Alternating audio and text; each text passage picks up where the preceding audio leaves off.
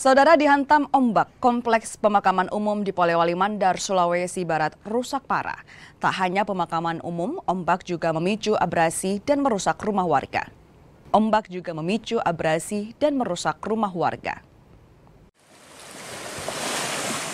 Pemakaman umum di lingkungan Ali-Ali, Kelurahan Takatidung, Polewali Mandar, Sulawesi Barat ini hancur.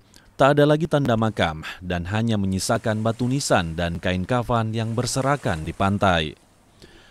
Pemakaman ini awalnya berjarak 70 meter dari bibir pantai, namun terus dihantam ombak hingga membuat pemakaman rusak berat.